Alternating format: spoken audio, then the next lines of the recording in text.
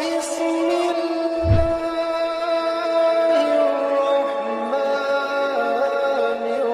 الرحيم.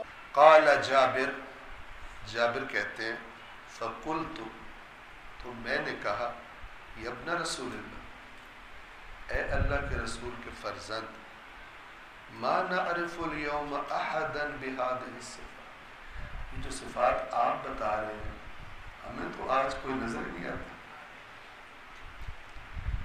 اس جملے کا یہ مطلب نہیں ہے کہ تھے نہیں، وہ جو فرما رہے ہیں لیکن اتنے تھے کہ گویا نہیں تھے. اردو میں ہم کہتے ہیں نا نہ ہونے کے برابر.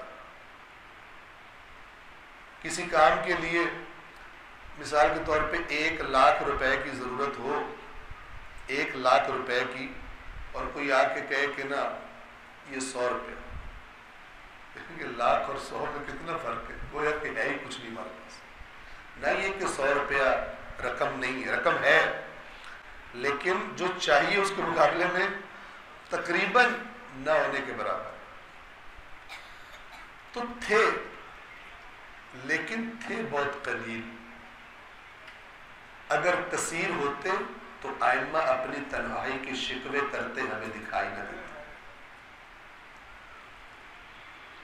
آپ کو ائمہ کے تنہائی کے شکوے ملیں، اکیلے ہونے کے شکوے ملیں، ساتھیوں کے نہ ہونے کے شکوے ملیں. اصلاً آخری امام کی غیبت کی ایک حکمت یہ ہے کہ جب تک صفات والے پیدا نہیں ہو جاتے ایک تعداد میں، اللہ اس بارہویں ذخیرے کو نہیں دے گا ان لوگوں کو جن میں پھر وہی صفات ہو، وہی رویے ہو، وہی مزاج ہو جو ان لوگوں کے تھے جو اگرچہ کہتے تھے اپنے آپ کو ہم مانتے ہیں لیکن ائمہ ان کو اپنا پشت پناہ اور اپنا مددگار نہیں پاتے تھے، تبھی تو قیام نہیں کرتے تھے، تبھی تو تنہائیوں کے شکوے کرتے تھے.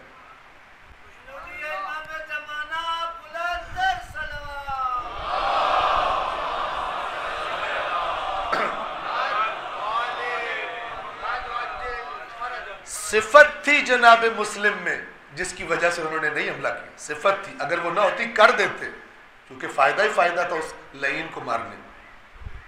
میں نے کہا یہ ایسی بات ہے شاید ہمیں سمجھ ہی نہ آئے، اور میں کہہ رہا ہوں مطلب میں اپنے سمیت کہہ رہا ہوں، میں تو مثلا اس لعین خبیث کو خاص طور پہ کہ جب میں جانتا ہوں کہ بعد میں اس لعین نے کیا کیا کیا کر دیتا. لیکن یہ صفات اہل بیت چاہتے ہیں کہ ہمارے اندر پیدا ہو، خوشبو آئے ہمارے وجود سے. میں کہیں نوکری کر رہا ہوں، میں کہیں کاروبار کر رہا ہوں، میرے کولیگز میرے آس پاس مجھ سے لین دین کرنے والے، ان کو خوشبو آئے اور وہ خوشبو بار بار سونگھنے کا ان کا دل کرے، میری طرف ان کی رغبت ہو. اور بالآخر جب ایسے بن جائیں گے نا تو وہی بات ہوگی جو ائمہ نے فرمائی تھی، کونوا دعاۃ للناس بغیر السنتکم، اپنی زبانوں کے بغیر لوگوں کو ہماری طرف دعوت دینے والے بن جاؤ. یہ ہے زبان کے بغیر.